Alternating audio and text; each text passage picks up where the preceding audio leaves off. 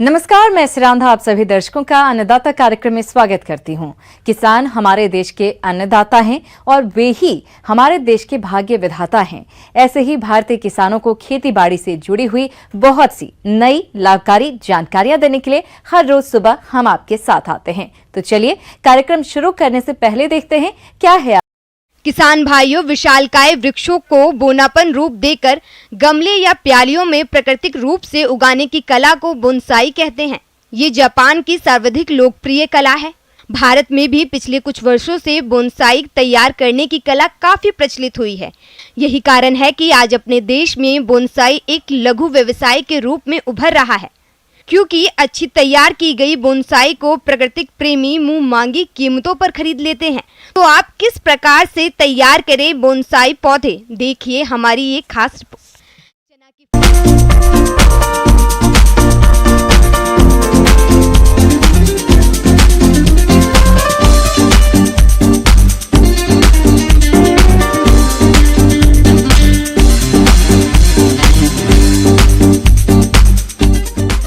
Bonsai यानी बौने वृक्ष उगाने की कला। बोनसाई तकनीक में विशालकाय वृक्षों को बौन रूप में गमलों व प्यालियों आदि पात्रों में प्राकृतिक रूप से पनपाने की कला को बोनसाई कहते हैं। ये जापान की सर्वाधिक लोकप्रिय कला है, जो अधिकांश परिवारों में पीढ़ी दर पीढ़ी से चली आ रही है। जापान से यह कला अन्य देशों में पहुंची और लोकप्रिय हुई। भारत में भी पिछले कुछ वर्षों से बोनसाई तैयार करने की कला खूब बढ़ी है। यही कारण है कि आज अपने देश में बोनसाई एक लघु व्यवसाय के रूप में उभर रहा है, क्योंकि अच्छी तैयार की गई बोनसाई को प्राकृतिक प्रेमी मुंह मांगी कीमत चुकाने को तैयार रहते हैं। यदि इसके उगाने के कुछ तकनीकी पहलुओं को जान लिया जाए तो इस व्यवसाय से अच्छी कमाई की जा सकती है। उचित वृक्ष के बीज बोकर या जो वृक्ष कलम से लगाए जा सकते हैं, उनकी कलम रोपकर नए वृक्ष पौध प्राप्त किए जा सकते हैं तथा कम आयु और छोटे आकार की पौध सीधे नर्सरी से प्राप्त किए जा सकते हैं। प्रत्येक तैयार पौध को छोटे आकार के ऐसे डिब्बों में प्रतिरोपित किया जाता है, जिसके किनारों और तली में उचित आकार के छेद बने हों। इन डिब्बों में हल्का मृदा मिश्रण भरा जाता है। इन डिब्बों में नियमित रूप से उचित पोषक तत्व व पानी दिए जाते हैं। 2 वर्ष तक डिब्बों के छिद्रों से बाहर निकलने वाली हर जड़ को काट दिया जाता है, ताकि वृक्ष की बढ़वार सीमित रहे। रोपण के दूसरे वर्ष के दौरान डिब्बों में लगे वृक्ष की टहनियों को नोचकर तथा तनी को साधकर वृक्ष को उचित आकार प्रदान किया जाता है। साधने का कार्य लोहे के तारों, छड़ों या लकड़ी के डंडों की सहायता से किया जाता है। तनों को मोड़कर, घुमाव देकर या सीधा बढ़ाकर बोनसाई वृक्ष को कोई अनूठा या फिर प्राकृतिक स्वरूप प्रदान किया जाता है। बोनसाई के लिए उपयुक्त कुछ पेड़ पौधे: सदाबहार पौधे जैसे चीड़, जूनिपर, बुरांस, अरुकेरिया, बॉटल ब्रश। पर्णपाती पौधे: पीपल, बांस, मेपल, होली, क्रेस, सेब, मेडन हेयर। फल वृक्ष: आम, अमरूद, इमली, नींबू, प्लम, अनार, संतरा, बेर, आंवला। झाड़ियां: गार्डिनिया प्राइड ऑफ इंडिया, शीतकालीन चमेली, बरबेरी, लाइकलक। बोनसाई तैयार करने के लिए बड़े पत्ती वाले पौधे उपयुक्त नहीं होते। पात्रों का चयन: बोनसाई तैयार करने के लिए विभिन्न आकार एवं आकृतियों वाले पात्रों का उपयोग किया जाता है। इसके लिए 15 सेंटीमीटर ऊंचे गमलों, 7 सेंटीमीटर गहराई वाली तश्तरियों, प्यालियों एवं लकड़ी के बने रंगीन डिब्बों का प्रयोग किया जा सकता है। सभी प्रकार के पात्रों में जल निकालने के लिए तली में 1 या 2 छिद्र अवश्य होने चाहिए। धातु, सीमेंट या चाइना क्ले आदि से बने पात्रों का प्रयोग नहीं करना चाहिए, क्योंकि ये पात्र धूप में शीघ्र ही गर्म हो जाते हैं, जिसके कारण पौधों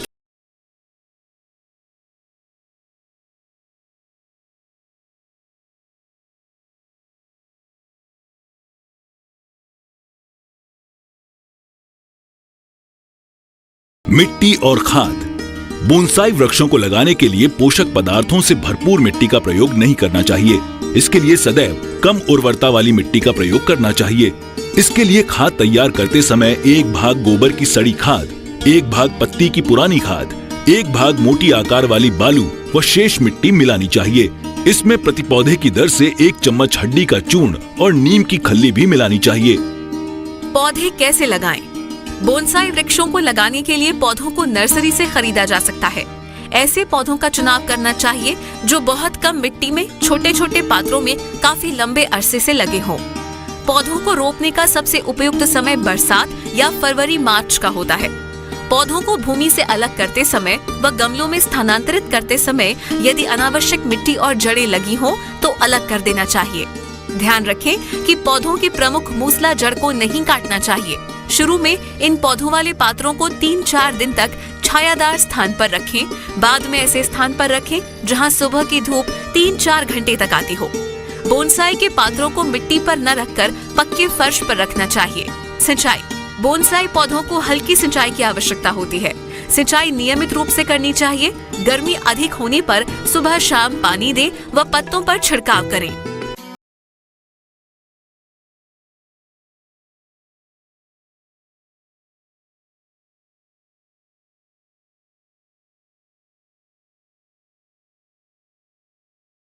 वृक्ष पात्र में लगाने के बाद जब अच्छी तरह स्थिर हो जाएं, तब तांबे के तारों के सहारे इसकी सधाई करके इनकी मनचाही आकृति प्रदान की जा सकती है।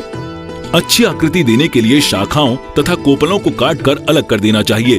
बोनसाई वृक्षों की पात्रों की मिट्टी में जब पोषक पदार्थों की कमी होने लगे तो इन वृक्षों को दूसरे पात्रों में बदलना चाहिए। आमतौर पर प्रत्येक तीसरे वर्ष पात्रों को बदलने की आवश्यकता होती है। पात्रों को बदलते समय एक बार फिर अनावश्यक जड़ें पौधे से काट देना चाहिए। वृक्षों में फफूंद रोग हो जाने पर फफूंद नाशक दवा का प्रयोग करना चाहिए। बोनसाई के लिए 3 मुख्य बातें ध्यान में रखनी चाहिए। वृक्ष का ऊपर वाला अग्रभाग इस प्रकार का हो कि वृक्ष के विस्तार का अंतिम छोर लगे। जड़ के समीप का तना अधिक आयु का लगे। वृक्ष की टहनियां स्वस्थ एवं कलात्मक आकृति में फैली हो। और इस प्रकार बोनसाई पौधे उगाकर आप अपने घर की शोभा और सुंदरता बढ़ाने के साथ साथ अपने घर के आसपास के वातावरण को साफ एवं सुंदर बना सकते हैं। और बोनसाई से एक लघु व्यवसाय के रूप में आप अच्छी आय भी कमा सकते हैं।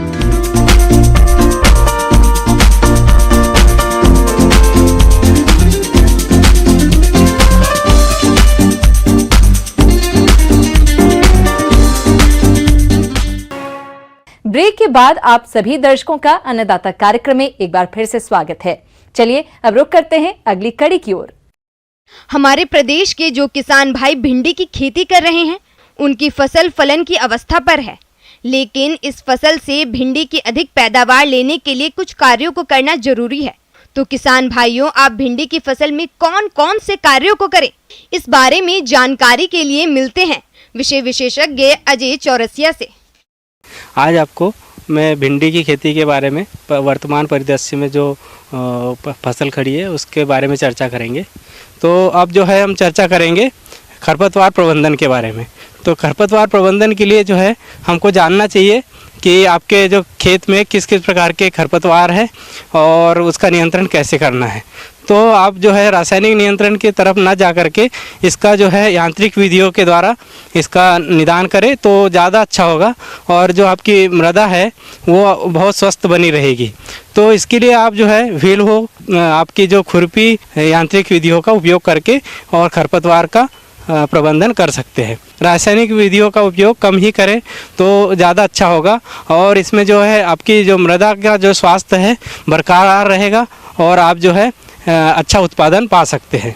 किसान भाइयों, भिंडी की फसल से अच्छा उत्पादन मिले इसके लिए आप फसल में उर्वरकों का संतुलित मात्रा में प्रयोग करते हुए सिंचाई किस तरह से करें, इसकी समस्त जानकारी कुछ इस प्रकार से है। तो किसान भाइयों, हम सबसे पहले खाद एवं उर्वरक प्रबंधन के बारे में चर्चा करेंगे। तो आपने जो है आधार के रूप में NPK की मात्रा दे दी होगी जब बुआई करी होगी। तो अब जो है आपको इस समय पर जो है आप इसके लिए आप जो है 10 से 12 kg यूरिया जो है उसका उपयोग करके आप जो है सिंचाई के बाद में इसका उपयोग करके अधिक उत्पादन ले सकते हैं। अभी इस समय में जो है और दूसरे उर्वरक डालने की ज़रूरत नहीं पड़ती है। तो इस प्रकार से आप खाद एवं उर्वरक का प्रबंधन कर सकते हैं। अब जो है हम चर्चा करेंगे सिंचाई प्रबंधन के बारे में। तो सिंचाई प्रबंधन के लिए हमें जानना ज़रूरी है कि अभी इस समय में जो है इसमें सिंचाई करते रहना चाहिए। जब भी आपको ज़रूरत लगे तो 10 से 15 दिन के अंतर पे आप सिंचाई कर सकते हैं। तो इस प्रकार से आप सिंचाई के लिए जो है टपक सिंचाई विधि का उपयोग करके आप अच्छा उत्पादन प्राप्त कर सकते हैं। आपकी पानी की बचत होगी और आपका जो है उत्पादन अच्छा होगा। तो इसलिए जो है आप सिंचाई का जो प्रबंधन जो है समय पर करें और आपकी जो उत्पादन है भिंडी की उसको उत्पादन को बढ़ा करके अधिक बाजार भाव जो है प्राप्त कर सकते हैं। किसान भाइयों, भिंडी की फसल को रोग और कीटों द्वारा बहुत अधिक नुकसान पहुंचाया जाता है, जिससे फसल के उत्पादन में कमी आ जाती है। तो आप इनकी पहचान कर नियंत्रण कैसे करेंगे, आइए जान लेते हैं। किसान भाइयों, अब चर्चा करेंगे कीट नियंत्रण के बारे में। तो कीट नियंत्रण के लिए हमें जानना जरूरी होता है कि किन प्रकार के कीट लगते हैं इसमें और इसको कैसे नियंत्रित करना चाहिए। अन्य जो है एक कीट है तना छेदक और फल छेदक, स्टेम एंड फूड बोरर इसको कहते हैं। तो ये भिंडी की जो फसल में है 50 से 70% नुकसान पहुंचाता है और बहुत ही घातक होता है, जिससे कि बाजार भाव में आपको कम मिलेंगे। तो ये जो है पत्तियों की जो है नवीन शाखाओं को प्रभावित करता है। फिर उसके बाद में उसके फल में पहुँच करके जो है उसका नुकसान पहुंचाता है। फल जो है भिंडी का टेढ़ा हो जाता है वो, और टेढ़ा होने से आप उसको आसानी से पहचान सकते हैं कि आपके खेत में तना एवं फल छेदक जो कीट है आ चुका है। अब जो इसका नियंत्रण जो करना चाह रहे हैं तो आप नीम की गिरी का जो चूर्ण बना करके जो है 30 ग्राम प्रति लीटर की मात्रा से आप छिड़काव करेंगे। आर्थिक क्षति जो लेवल होता है उससे अगर ज़्यादा नुकसान होने लगता है तो आप जो है क्विनालफास की 1 ml मात्रा प्रति लीटर पानी में घोल करके जो है 15 दिन के अंतराल पर छिड़काव करेंगे। तो आप जो है इन कीट जो है इससे आप जो है निदान पा सकते हैं। किसान भाइयों, अब चर्चा करेंगे रोग नियंत्रण के बारे में। तो हमको जानना चाहिए कि किन किन प्रकार के रोग ये भिंडी के फसल में आते हैं। तो इसमें जो है पित्त सिरा रोग जो होता है, येलो वेन मोजेक, तो ये रोग जो है काफ़ी नुकसान पहुंचाने वाला रोग है। भिंडी में अधिकतर ये फसल में नुकसान पहुंचाता है। तो ये जो रोग है पत्तियों की जो सिराएँ है उसमें पीली पड़ जाती है और इस रोग में जो है तो इसका प्रसारण जो है सफ़ेद मक्खी के द्वारा होता है। तो आप खेत में जाके निगरानी के दौरान पता करेंगे, चितकबरी सी जो है पत्ती आपको दिखाई देने लगेगी, पीली हरी टाइप की। तो सबसे पहले हम इसका जो है जो रोगी पौधा होता है तो रोगी पौधे को उखाड़ करके फील्ड से बाहर जा करके इसको आप जो है कहीं पर बाहर जा करके इसको उखाड़ करके और बाहर गड्ढे में दबा देना चाहिए, जिससे कि रोग बाहर और ना फैल सके। इसके लक्षण देखते ही आप जो है सफ़ेद मक्खी का नियंत्रण के बारे में सोचना पड़ेगा। तो डाइमिथोएट नाम की जो दवाई आती है उसकी 1 ml मात्रा प्रति लीटर पानी में घोल करके आप छिड़काव करेंगे तो इसका निदान हो सकता है। ब्रेक के बाद एक बार फिर से आप सभी दर्शकों का अन्नदाता कार्यक्रम में स्वागत है। बढ़ते हैं अगली प्रस्तुति की ओर। चना की फसल प्रदेश में बहुत से किसानों ने लगा रखी है और अभी ये बढ़वार की शुरुआती अवस्था में है। लेकिन चने की फसल में आमतौर पर उकटा रोग का प्रकोप अधिक होता है और इस फसल की किसी भी अवस्था में ये रोग पनपने लगता है। इसलिए बुआई के समय ही इसके रोकथाम के उपायों को अपनाना चाहिए, जिसके बारे में बता रहे हैं कृषि वैज्ञानिक डॉक्टर अरविंद मिश्रा। जहाँ तक चने की खेती की बात है, हमारे राज्य में चने की खेती बहुतायत तौर पर होती है। हमारे रबी फसल शुरू है और चने की बुआई हो चुकी है। लेकिन जहाँ उकठा की बात हम कर रहे हैं, इससे जो बहुत बड़ा नुकसान हो जाता है, किसानों को आंख के सामने उनका लहलहाता हुआ फसल पीला पड़ने लगता है। पूरे के पूरे फसल ऊपर से पत्तियाँ पीली पड़ के और सूख जाती हैं। तो किसानों को एक बहुत बड़ी निराशा होती है। चने में उकठा रोग फ्यूजेरियन ऑक्सीस्पोरस फफूंद के कारण होता है। गर्म व नमी वाला वातावरण इसके लिए अनुकूल होता है। मौसम में बदलाव और बार बार खेत में एक ही फसल लगाने पर चने की फसल में उकठा रोग लगने की संभावना बढ़ जाती है। यह सामान्यतः मृदा और बीज जनित बीमारी है, जिसकी वजह से 10 से 12% तक पैदावार में कमी आती है। यह पौधे के जीवन काल में कभी भी हो सकता है। इसके लक्षणों की बात करें तो रोग ग्रसित चना के पौधे के ऊपरी हिस्से की पत्तियां और डंठल झुक जाते हैं।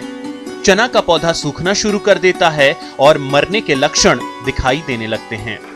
सूखने के बाद पत्तियों का रंग भूरा या तने जैसा हो जाता है। वयस्क और अंकुरित पौधे कम उम्र में ही मर जाते हैं एवं भूमि की सतह वाले क्षेत्र में आंतरिक उत्तक भूरे या रंगहीन हो जाते हैं। यदि तने को लंबवत चीरा लगाएंगे तो तंबाकू के रंग की तरह धारी दिखाई पड़ती है, लेकिन यह पतली और लंबी धारी तने के ऊपर दिखाई नहीं देती है। ऐसे में किसान सही प्रबंधन अपनाकर इससे छुटकारा पा सकते हैं। तो चने की खेती की शुरुआत में ही सबसे पहले बीजोपचार से होता है, जहाँ पे हमें चने के बीज की उपचार करने की ज़रूरत पड़ती है। इसमें कार्बनडाजिम 2 ग्राम प्रति किलोग्राम बीज की दर से बीजोपचार करना अति आवश्यक है। और बीजोपचार जब कर लेते हैं तो आने वाले समय में उकठा रोग आने का प्रकोप कम हो जाता है। और उकठा रोग का प्रकोप चने के खेत में जैसे हमारे किसान भाई को दिखाई पड़ती है और 2-4 पौधे ऐसे दिखाई पड़ जाएं जो कि पीली पड़ के सूख रही है, सबसे पहले ऐसे रोग ग्रसित पौधों को जड़ से उखाड़ लें खेत से और उसको खेत के बाहर ले जाकर कहीं मिट्टी में दबा दें, क्योंकि ये बहुत तेज़ी से फैलता भी है। तो इससे भी एक नियंत्रण का तरीका है। और बहुत बड़े पैमाने पर उकठा का प्रकोप यदि हो जाए तब तो खेत को नियंत्रित करना असंभव जैसा हो जाता है और इसमें कोई रसायन का प्रयोग बहुत हमारे किसान भाई को लाभदायक नहीं हो पाता है। इसके साथ ही साथ आप जानते हैं कि हमारे प्रदेश में जीवांश पदार्थ की मात्रा खेतों में घट गई है। चने के जब बुआई कर रहे हैं तो कूड़ में आपको ट्राइकोडर्मा से मिश्रित गोबर के खाद में ट्राइकोडर्मा मिलाकर और कूड़ में डालें, जिससे कि फसल लगने के बाद उसमें समस्या आने की कम संभावना होती है। इसके नियंत्रण के लिए ट्राइकोडर्मा पाउडर 10 ग्राम प्रति किलोग्राम बीज की दर से बीजोपचार करें। साथ ही 4 किलोग्राम ट्राइकोडर्मा को 100 किलोग्राम सड़ी हुई गोबर की खाद में मिलाकर बुआई से पहले प्रति हेक्टेयर की दर से खेत में मिलाएं। 6 वर्षीय फसल चक्र अपनाएं। मानसून में खेत की नमी को संरक्षित करें। गहरी जुताई करके खेत को समतल करें। रोग मुक्त बीज का प्रयोग करें। रोग प्रतिरोधी किस्में लगाएं। जब तापमान अधिक हो तब बुआई न करें। अक्टूबर के दूसरे या तीसरे सप्ताह में बुआई करें।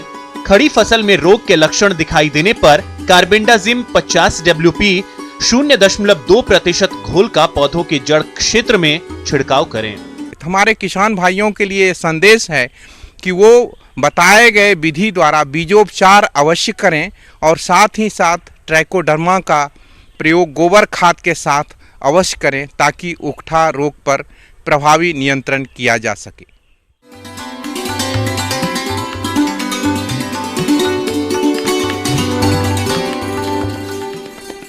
अन्नदाता हेल्पलाइन निःशुल्क फोन संपर्क सेवा के माध्यम से आपके द्वारा पूछे गए प्रश्नों में से 1 या 2 महत्वपूर्ण प्रश्न को हम अपने कार्यक्रम में शामिल करते हैं। इसी के तहत आज का चयनित प्रश्न और उसका जवाब इस प्रकार है। आज की अन्नदाता हेल्पलाइन में हमने जिस प्रश्न को शामिल किया है उसे पूछा है गांव अमरगढ़, जिला श्रीगंगानगर के रंजीत कुमार ने। आपने नींबू के भाग में नींबू की तितली कीट के नियंत्रण के बारे में जानकारी चाहिए है, तो इसके लिए देखिए कार्यक्रम का यह अंश। तो नींबू वर्गीय फसलें उन फसलों की श्रेणी में आती हैं जिनमें कीट पतंगों का प्रकोप बहुत होता है और यदि आप इनको नियंत्रित नहीं कर पाए तो इसकी उपज में बहुत ज़्यादा हानि होती है। जो नींबू वर्गीय फसलें हैं इनमें तो किसान भाइयों, जो सबसे पहला कीड़ा है नींबू की तितली या लेमन बटरफ्लाई, अंग्रेजी में इसको लेमन बटरफ्लाई बोलते हैं, नुकसान कैसे करती है। तो किसान भाइयों, इसकी जो सूंडी अवस्था इल्ली होता है, इसको सूंडी बोलते हैं, जो इल्ली वो नुकसान वाली होती है। ये क्या करती है किसान भाइयों, अगर शुरुआत में इसका प्रकोप हो जाता है कोमल पत्तियों और शाखाओं को खाती है और उनको खाकर ये ख़त्म कर देती है। इनका प्रकोप जब फसलें छोटी होती है, मुख्य रूप से नींबू जब होता है तो उसमें समय प्रकोप होता है तो उसकी पत्तियाँ खा लेती हैं। अब जैसा कि किसान भाई जानते होंगे कि जो अपने जो पौधे होते हैं उनमें प्रकाश संश्लेषण की क्रिया बिना पत्तियों के नहीं हो पाती है। यदि पत्तियों की संख्या कम हो जाती है तो फसलों को फसल की उपज में बहुत ज़्यादा हानि होती है। जब बहुत ज़्यादा प्रकोप हो जाता है तो जो पौधा होता है या जो वृक्ष होता है उस पर फल लगता ही नहीं है। तो इसलिए किसान भाइयों को इसको नियंत्रित करने की बहुत आवश्यकता होती है। किसान भाइयों, नींबू की तितली कीट द्वारा नींबू के बाग को अधिक हानि पहुंचाई जाती है। आप इस कीट के नियंत्रण के लिए क्या करें, इसकी जानकारी कुछ इस प्रकार से है। अब अपन जो किसान भाइयों के इंटरेस्ट ये है कि इनको किस तरह नियंत्रित करना चाहिए, तो सबसे जो बड़ी बात है जो इनको किसान भाइयों को जो ध्यान रखना चाहिए कि अपने बाग बगीचों को स्वच्छ रखें, खरपतवार रहित रखें, खरपतवार नहीं लगे हों, जिससे इनका क्या होता है, इनकी बहुत सारी अवस्थाएं ऐसी हैं जो खरपतवारों में पलती हैं। सूढ़ी और संखी इसकी दिखाई देती है ऊपर से, आप इनको हाथ से चुनकर भी नष्ट कर सकते हैं। इसका प्रकोप ज़्यादा हो रहा हो और आपको लगता है कि आर्थिक क्षति स्तर से ज़्यादा है और आपकी फसलों में कुछ हानि होगी, तो इसको नियंत्रित करने का उपाय करें। तो इसमें बहुत सारे कीटनाशी दवाइयाँ आती हैं, तो उसमें दवाई डाल सकते हैं। जैसे इंडोक्साकार दवाई होती है, मतलब 500 ml दवा लगती है इसमें 1 हेक्टेयर के लिए। तो इसमें वृक्षों में जो आप उपयोग करें वो ध्यान रखें कि 5 ml दवा 15 लीटर का जो पंप होता है उसमें डालें, फिर इसका जो स्प्रे करने वाला पंप उनसे स्प्रे करें। स्पाइनोसाइड है, इसका आप स्प्रे कर सकते हैं। पहले प्रयास आपका ये होना चाहिए कि बिना दवाइयों के नियंत्रित करने की कोशिश करें, कुछ इस तरह का प्रयास करें कि बिना दवाइयाँ ना डालना पड़े और कंट्रोल हो जाए। यदि इसके बाद भी आपको प्रकोप दिखाई देता है तो फिर आप दवाइयाँ डालें।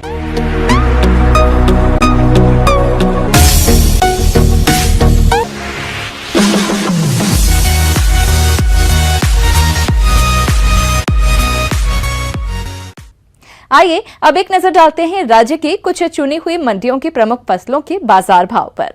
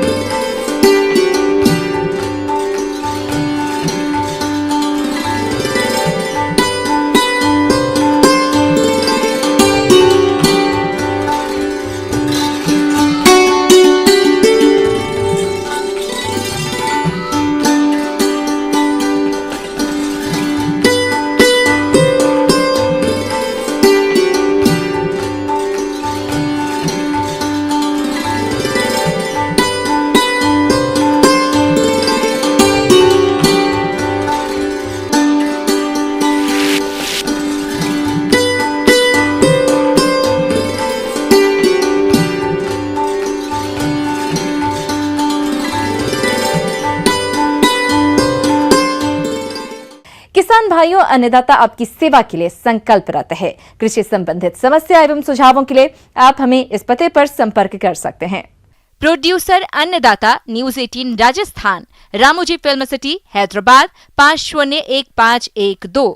साथ ही आप हमें ईमेल भी कर सकते हैं। हमारा ईमेल है p18अन्नदाता-rajasthan@nw18.com। इसके अतिरिक्त आप हमें निःशुल्क हेल्पलाइन नंबर पर सोमवार से शनिवार सुबह 10 बजे से शाम 4 बजे के बीच संपर्क कर सकते हैं। किसान भाइयों, अब समय हो रहा है आपसे विदा लेने का, तो हमारी पूरी अन्नदाता टीम को दीजिए इजाजत। कल फिर आपसे मुलाकात होगी कृषि संबंधित कुछ और महत्वपूर्ण जानकारियों के साथ। नमस्कार।